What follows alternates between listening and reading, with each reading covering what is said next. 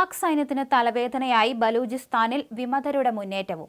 തങ്ങളെ സ്വതന്ത്ര രാഷ്ട്രമായി അംഗീകരിക്കണമെന്നതാണ് അവരുടെ ആവശ്യം. കഴിഞ്ഞ ദിവസം ബലൂച്ച് നഗരമായ ക്വറ്റയുടെ നിയന്ത്രണം ബലൂച്ച് ലിബറേഷൻ ഫ്രണ്ട് ഏറ്റെടുത്തുവെന്ന് അവർ അവകാശപ്പെട്ടിരുന്നു. ഇന്ത്യയുമായുള്ള സംഘർഷം രൂക്ഷമാകുന്നതിനിടെ ഇതെല്ലാം പാകിസ്ഥാന് തലവേദനയാണ്. പഹൽഗാം ആക്രമണത്തിന് ഇന്ത്യ പ്രതികാരം ചെയ്യുമെന്ന പ്രഖ്യാപനത്തിന് പിന്നാലെ പാക് സൈന്യത്തിനെതിരെ ബലൂച്ച് വിമതർ പോരാട്ടം ശക്തമാക്കിയിരുന്നു.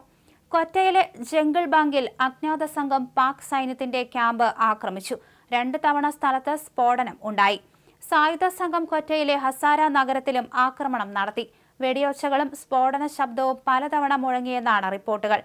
പാകിസ്ഥാൻ സേനയ്ക്കും അവരെ സഹായിക്കുന്നവർക്കുമെതിരെ 6 സ്ഥലങ്ങളിൽ ആക്രമണം നടത്തിയതായി വിമതർ പ്രസ്താവനയിൽ പറഞ്ഞു. ഇങ്ങനെ ആഭ്യന്തര യുദ്ധവും പാകിസ്ഥാന് തലവേദനയാവുകയാണ്. അർദ്ധ മരുഭൂമിയെങ്കിലും ധാതുസമ്പത്തിന് പേരുകേട്ടതും വികസനത്തിൽ ഏറ്റവും പിന്നോക്കം നിൽക്കുന്നതുമായ ബലൂചിസ്ഥാൻ മേഖലയിലാണ് പാകിസ്ഥാന്റെ 44% ഭൂപ്രദേശം. എന്നാൽ 5% ജനങ്ങൾ മാത്രമാണ് ഇവിടെ താമസിക്കുന്നത്. ഇന്ത്യയോടാണ് ഇവിടെയുള്ളവർക്ക് കൂടുതൽ ആഭിമുഖ്യം. പാകിസ്ഥാനിൽ നിന്ന് സ്വാതന്ത്ര്യം നേടി ബലൂചിസ്ഥാനെ ഒരു രാജ്യമായി പ്രഖ്യാപിക്കാനുള്ള പോരാട്ടങ്ങളാണ് BLA നടത്തുന്നത്. 1948 മുതൽ ബലൂചിസ്ഥാനിൽ പലതരം കലാപങ്ങൾ നടക്കുന്നുണ്ട്. രാഷ്ട്രീയപരമായ അവകാശങ്ങൾക്കും പ്രകൃതി വിഭവങ്ങളുടെ മേലുള്ള നിയന്ത്രണത്തിനും വേണ്ടിയാണ് ബലൂചിസ്ഥാൻ പോരാട്ടം നടത്തുന്നത്.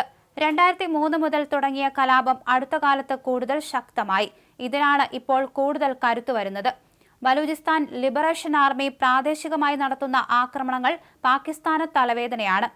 ഏതാനും ദിവസം മുൻപ് ബലൂചിസ്ഥാൻ മേഖലയിൽ ബോംബാക്രമണത്തിൽ 7 പാക് സൈനികർ കൊല്ലപ്പെട്ടിരുന്നു.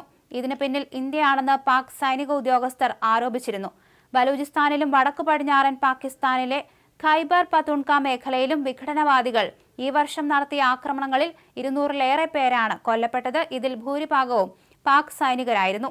ജാഫർ ട്രെയിൻ ആക്രമണത്തിൽ മാത്രം 31 പേരാണ് കൊല്ലപ്പെട്ടത്. പ്രവിശ്യയിലെ യുവാക്കൾക്കിടയിൽ കൂടുതൽ സജീവമായ Balochistan liberation front, Baloch republican guards എന്നിവയും ബോലാൻ, ക്വറ്റ, സിബി, നസീറാബാദ് എന്നീ മേഖലകളിൽ സജീവമാകുന്നതും ശ്രദ്ധേയമാണ്.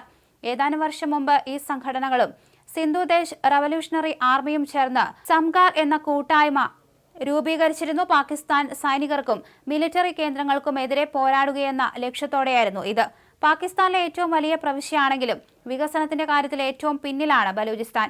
രാഷ്ട്രീയപരമായ അവഗണനയും സാമ്പത്തിക ചൂഷണവും സൈന്യത്തിന്റെ ഇടപെടലുകളുമാണ് ബലൂചിസ്ഥാനിലെ പ്രശ്നങ്ങൾക്ക് പ്രധാന കാരണം. ധാതുസമ്പന്നമായ ബലൂചിസ്ഥാനിൽ നിന്ന് അവ തട്ടിയെടുത്ത പ്രദേശത്തെ മനഃപൂർവ്വം അവഗണിക്കുന്നു എന്നാണ് പ്രധാന ആരോപണം. പാകിസ്ഥാൻ സർക്കാരും സൈന്യവും ചേർന്ന് തങ്ങൾക്ക് ഇഷ്ടമുള്ളവരെയാണ് പ്രവിശ്യ സർക്കാരിൽ നിയമിക്കുന്നു എന്ന് ബലൂചിസ്ഥാൻ സ്വദേശികളുടെ പ്രധാന വാദങ്ങളിൽ ഒന്നാണ്.